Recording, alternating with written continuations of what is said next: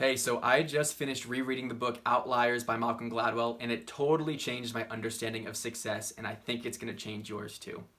So, Gladwell describes success not as the characteristic traits that an individual possesses, but more as the context around the individual and the individual's ability to leverage that context for personal gain. And the three different factors that affect that context, in most part, are hidden advantages, extraordinary opportunities, and cultural legacies. And what these factors do is it gives the individuals opportunities to really develop hard skills that can then be applied when the industry or themselves come of age to really make a difference in whatever they're doing. So let's talk about it. And first we need to talk about success is more than IQ. And there are two examples that Gladwell talks about that really exemplify this. The first being Terman's termites. So Louis Terman is a psychologist, and what he did was he took a bunch of kids and he tested their IQ, and then he picked the top 5 or 1 percentile, whatever it was, and followed their success and history to see how they ended up being as professionals. And basically what he found is that the success rate of the termites was no better than a random subset of the groups that he chose, which means that success cannot be equated to IQ. So a second example is Christopher Langan, and Christopher Langan scored the highest score ever on a certain IQ test, but never really developed the success that everyone expected from his potential in that IQ test. And Gladwell attributes this to him lacking practical intelligence, which is the ability to actually apply what you know in a certain setting, along with other disadvantages that he had as a kid.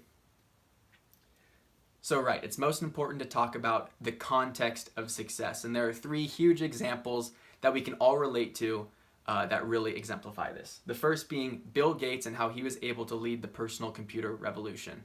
So simply by virtue of Bill Gates living near the University of Washington, which recently developed or acquired the usage of a really high supercomputer technology, a great computer, Bill Gates was able to learn at the highest level and had access to a computer at a younger age than anyone else in the world. And through that and his obsession with his craft, he was able to develop skills that positioned him perfectly to lead the personal computer revolution. Second example is Joe Flom, and this is more an example of his culture. So Joe Flom is a Jewish lawyer who had outrageous success, but at first it wasn't that way. So back when he started his practice, Jewish lawyers weren't taken by the large firms handling, the big money business. They had to do more of the grunt work. And at the time, the grunt work was corporate mergers and acquisitions. So he started his practice there, and he got good at that, and he understood the ins and outs. And eventually, when Wall Street was introduced, he was perfectly positioned to take advantage of all of the money that was moving to that sector of the law because of all of his time practicing it. And then last is the Beatles, and how the Beatles were able to perfect their performance and really generate a chemistry together because they were performing 8 hours on end together every day of the week in Hamburg. And it was likely, you can attribute their success to this time they spent in Hamburg because of the 10,000 hour rule. Simply, they are in it and practicing together and developing the skills that will separate them as the best band in the world, which they became. The other part I didn't talk about yet, but was important in the factors, were cultural legacies. And there are 2 examples also that Malcolm Gladwell talks about here. So the first one being Asian math superiority. And he basically attributes and associates the success of the Asian culture in math with rice harvesting practice. So basically, the more work that you put into a rice harvest, the better your product and the result is going to be coming out. And this trait lasted generation after generation and really became instilled in the culture. And there's an adage that they live by that says you will be successful if you get up before dawn 360 days a year, which is outrageous for us to think about as Westerners, or I'm American, but which was an expectation in that culture. And that really applies to mathematics study because it is such a difficult subject.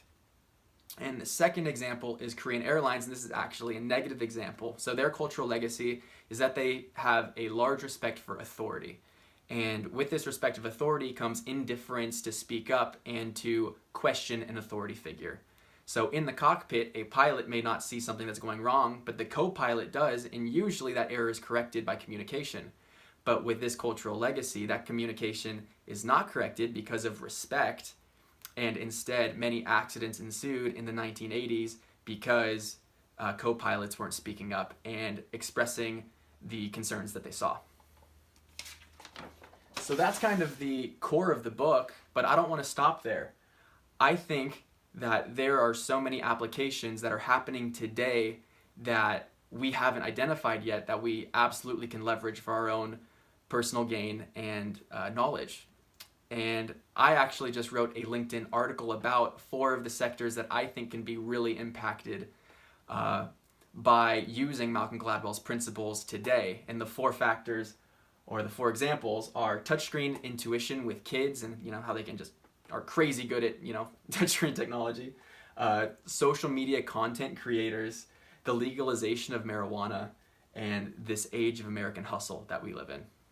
So if I didn't convince you yet that Outliers is incredibly important and that's going to change your opinion and understanding of success, then reading the book definitely will. So I suggest you do it, and I would love to talk about it because I've been picking this book apart and I absolutely love it. So shoot me a comment of something that I missed that you thought was really important to mention. If not, have a good day. Thanks.